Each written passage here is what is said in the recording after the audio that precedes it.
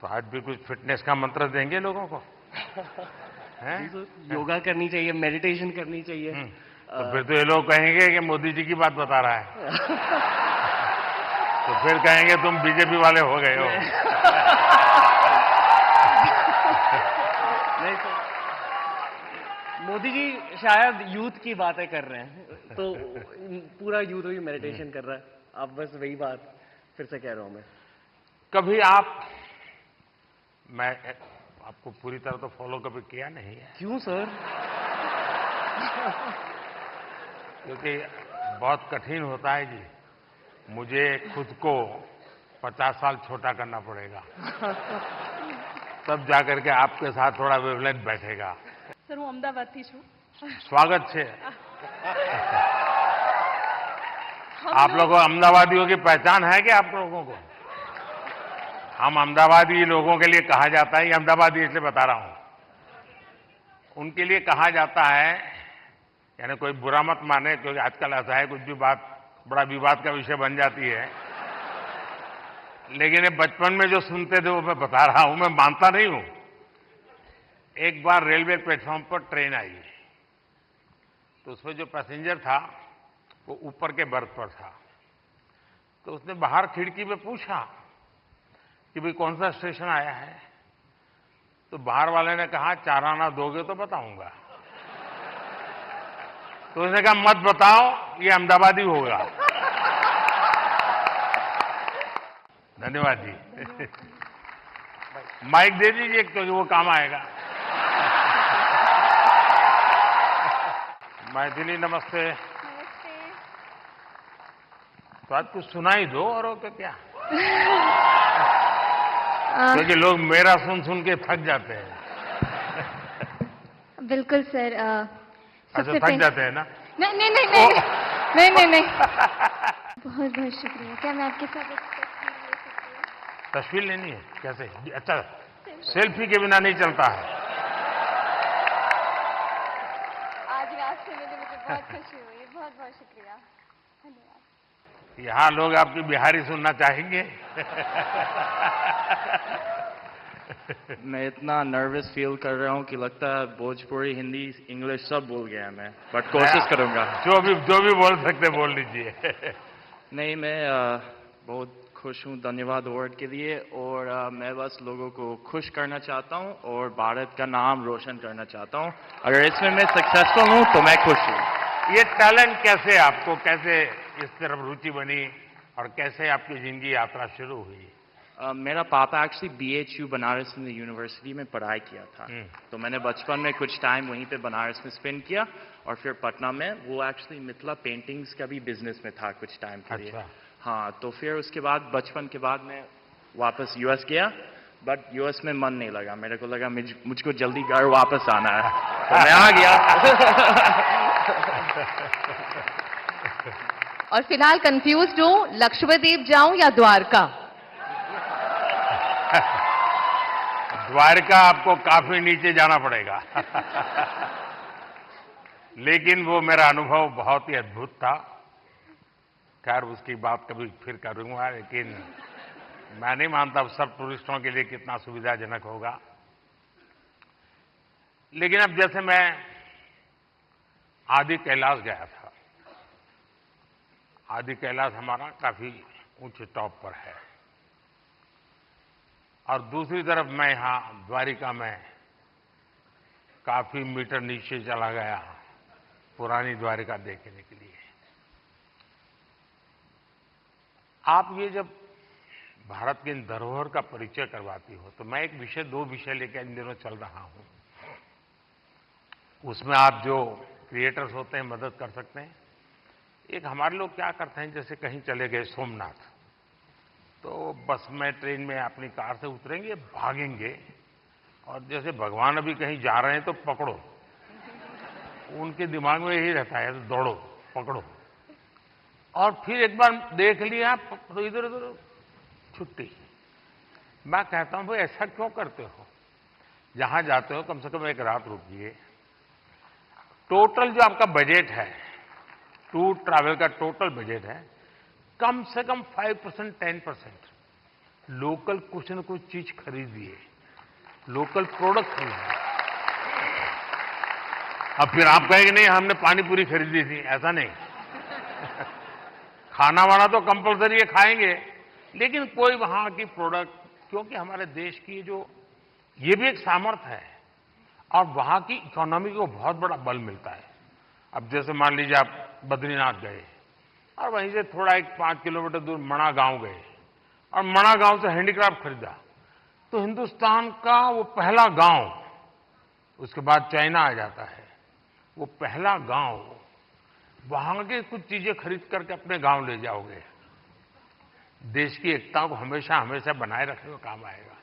तो कभी आप ऐसे विषयों को भी अगर प्रमोट कर सकते हैं तो बहुत अच्छा होगा। बिल्कुल बहुत सारे मंदिर कवर किए हैं मैंने अपने वीडियोस में, और आपका बहुत बड़ा थैंक यू, क्योंकि अब सारे ही मंदिरों को बहुत ही नया रूप मिल चुका है।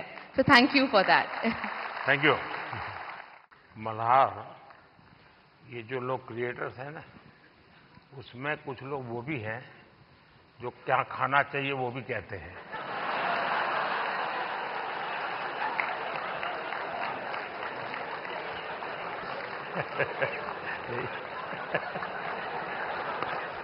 ये मेरी भी एक इच्छा है कि कभी आपके साथ क्लीन अप कर पाऊं। वाह, थैंक यू। यू। जरूर जरूर मौका मिलेगा। और हमारी हर प्रकार की सफाई में काम आ सकता है। इस चुनाव में भी सफाई होने वाली है।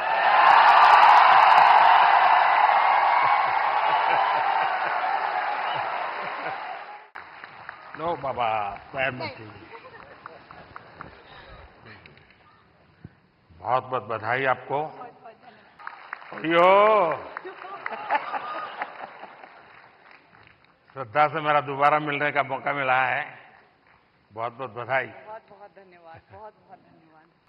वो जो मल्हार है ना, उनको खाना बनाना हाँ, सिखाओ। उसको कुछ सिखाइए। हाँ।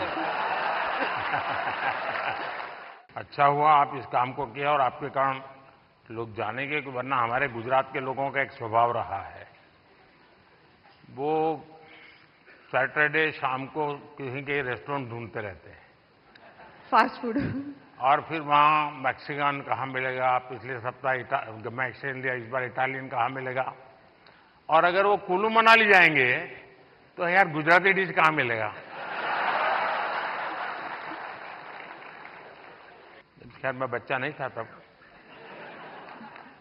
मैं ताइवान गया था बहुत साल पहले, तब तक मैं मुख्यमंत्री भी नहीं था, और मेरा कोई 10 दिन का वहाँ कार्यक्रम, वहाँ की सरकार ने मुझे बुलाया था।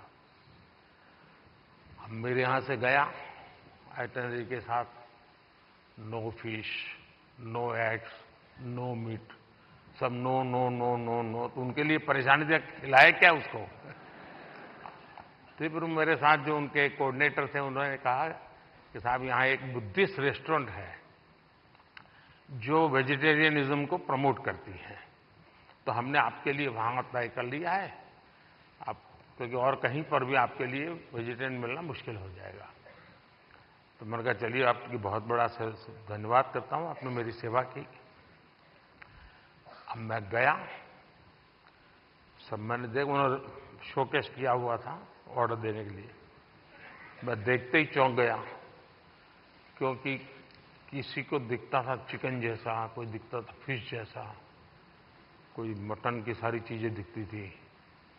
मैंने कहा यार तुम यहाँ कहाँ ले आए मुझे, ये तो सब नॉन वेज है। तो फिर मुझे उन बुद्धिस्ट जो लोग थे उन्होंने समझाया कि साहब यहाँ के लोगों को वेजिटेरियन की तरफ ले जाने के लिए हम वेजिटेरियन चीजों का शेप ऐसा बनाते हैं ताकि वो मेंटली पहले प्रिपेयर हो। और आप भी कभी ताइवान जाए तो आज भी वो रेस्टोरेंट है। खैर मैं तो उसको देख करके राम राम करके वापस आया। बताओ जरा अपना वाक्य। राम राम भाई सारा ने। हाँ। बहुत बहुत बधाई। बहुत बहुत धन्यवाद। सुनाइए सबको और चैलेंज भी दे दीजिए आप तो। चैलेंज तो ये है भाई, मतलब डेली वर्कआउट करना, आप कुछ भी काम करते हो, क्योंकि नुगायारा दुनिया में 2.5 सुख है। पहला सुख निरोगी काया, दूसरा अच्छी नींद, और आधे में आ जा है और बच्चा और सब कुछ है। तो भाई पहला सुख निरोगी काया है, तो अपनी हेल्थ ही काम करो, चाहे आप कोई भी काम करते हो, थोड़ा बहुत टाइम अपने थी काटो जरूर। बहुत बहुत बधाई। मैं अपना बचपन का एक अनुभव बता दूं। मैं ट्रैवलिंग करता था बहुत, और कभी आरक्षण रिजर्वेशन तो कोई सोचना ही नहीं था। भीड़ बहुत होती थी अनरिजर्व डिब्बे में। तो मैं क्या करता था, देखता था कि यहां थोड़ा मौका है, तो मैं किसी का हाथ पकड़ के शुरू करता था देखना। तुरंत लोग मेरे लिए सीट की व्यवस्था करते थे।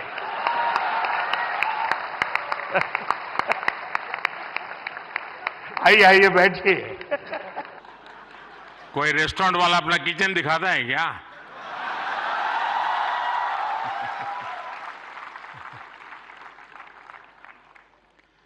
लेकिन आपको मैं बता देता हूं, ईश्वर कृपा है, मैं समय से पहले समय को भांप सकता हूं। और इसलिए ये पहला ऐसा अवार्ड है जो शायद आने वाले दिनों में बहुत प्रमुख स्थान लेने वाला है।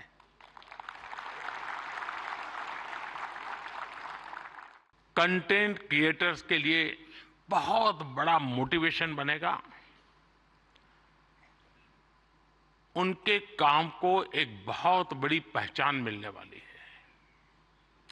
आज जिन्हें नेशनल क्रिएटर्स अवार्ड मिले हैं, मैं उन विजेताओं को तो बधाई देता ही देता हूं, पर जिन्होंने इसमें बढ़ चढ़ करके हिस्सा लिया, क्योंकि बहुत कम समय मिला था, हम ज्यादा इस चीज को पॉपुलर भी नहीं कर पाए थे, और मैं नहीं चाहता था कि मैं इसमें और समय गंवाऊं। लेकिन जल्दी जल्दी में भी, इतने कम समय में भी 1.5-2 लाख क्रिएटिव माइंड्स इसके साथ जुड़ जाए, ये मेरे देश की भी एक पहचान बना देता है जी।